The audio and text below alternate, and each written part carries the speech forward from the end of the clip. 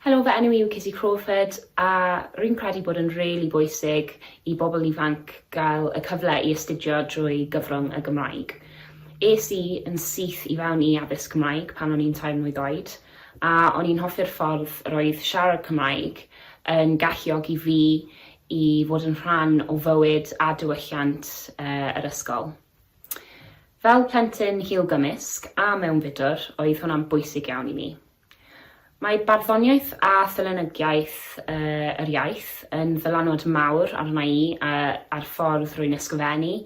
Mae cymaint o fy hunaniaeth yn dod o'r ymdeimlad o Gymreigdod rwy'n cael wrth siarad Cymraeg.